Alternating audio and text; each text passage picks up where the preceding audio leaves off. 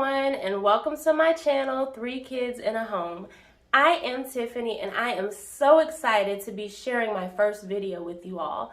If you haven't already guessed, God has blessed my husband and I with 3 beautiful children, and I love making spaces beautiful, as I believe your home should be a place of peace, your own little corner of paradise, even with kids.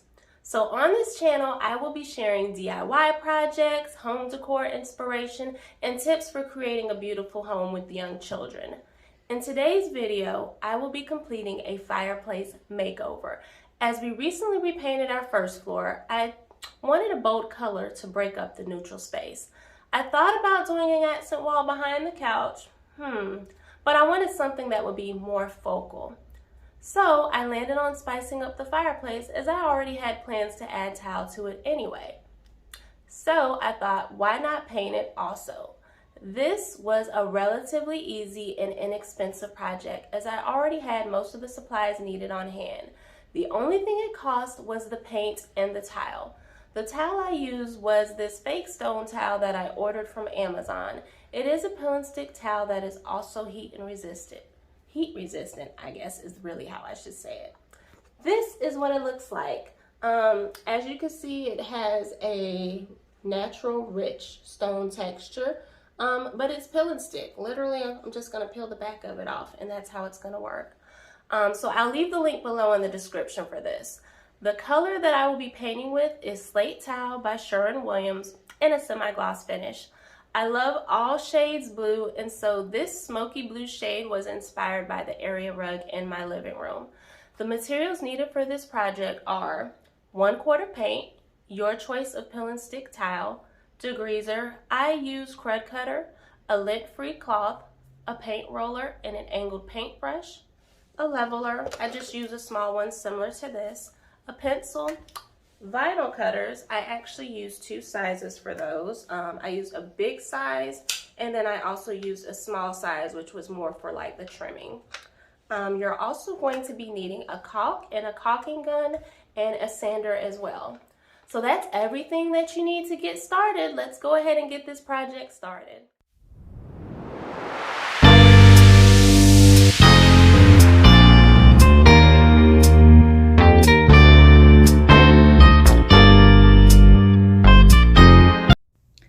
All right, day 1, it is time to paint, yay! So I wish I had more footage of me actually painting, but I had a lot going on that day, and I've gotten better, y'all, so bear with me. What I did to prep for the painting was I cleaned my fireplace off with a crud cutter, I sanded it down and wiped it down with a lint-free cloth. I then applied frog tape along the edges of my fireplace to make sure that I get a nice clean edge.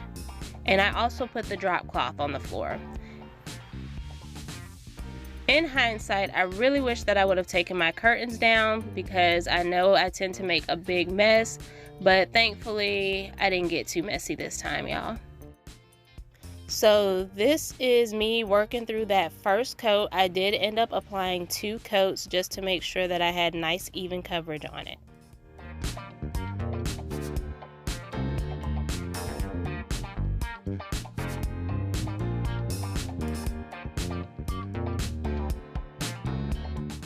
All right, so painting is completed. Day 1 is done. Here is the look we have so far. And now we are moving on to day 2. All right, welcome to day 2. Time to apply the tile. I'll be applying the tile to the inner black surface of the fireplace and also the floor. In order to measure correctly, I placed the towel over the area backwards with the plastic facing towards me. I then took a pen and marked out my measurements. I used a level to make sure my measured line was straight. These vinyl cutters really got the job done, but I still needed to apply force to the thicker areas while cutting. Once cut, I removed the plastic from the back and applied pressure while placing. Make sure you place these towels where you want them to go, because it takes some extra oomph to pull them back up. Trust me, I learned. And there's my 1-year-old daughter just sitting there sipping her water and watching TV, perfectly content while I work on my project.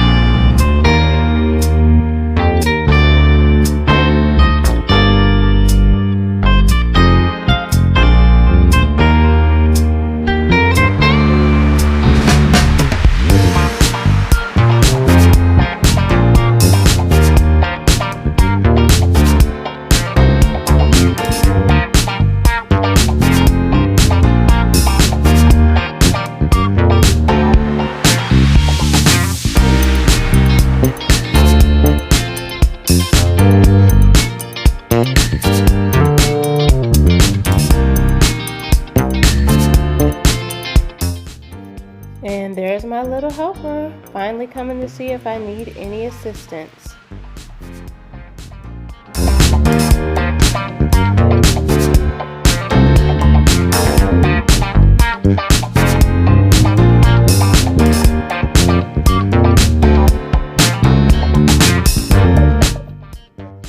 And now's about the time my little helper started doing too much, so I finally decided to get her out the way.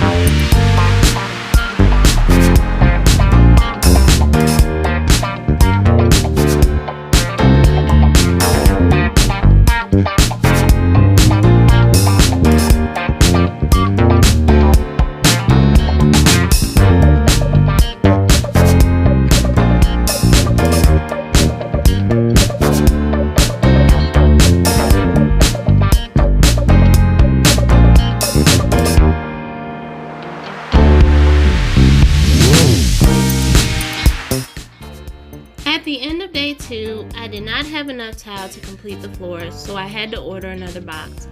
But here's what it looks like so far, and I already love it.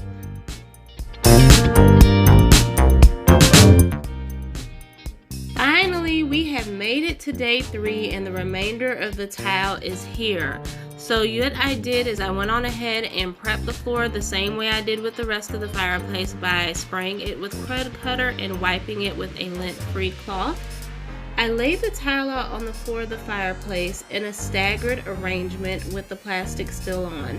This way I was able to visualize what needed to be done.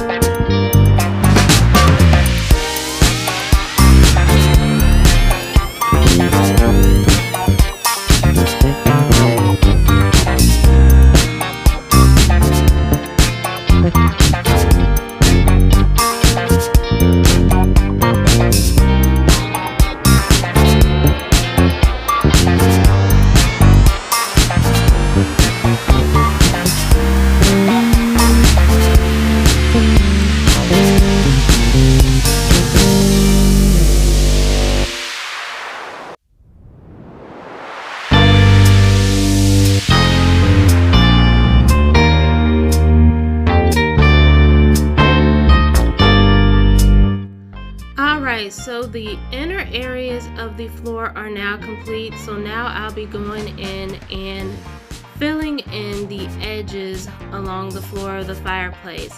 When I get to the tight spaces, one thing to note is that it does not have to be perfectly cut and fit in. When I go in with the caulk, it will fill in the gaps and make it look seamless.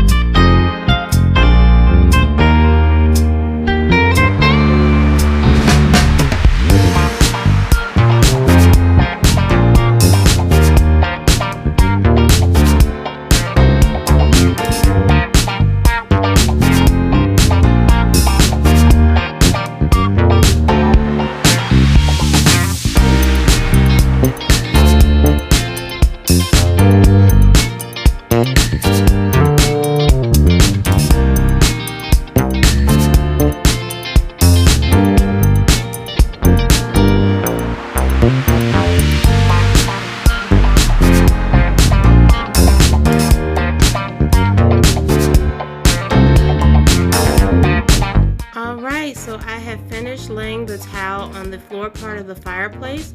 So now I'm just taking my caulk and my caulking gun and going through and filling in any cracks to make it look more cohesive. So I'm just applying slight pressure with my finger and then wiping the excess caulk off with a wet cloth.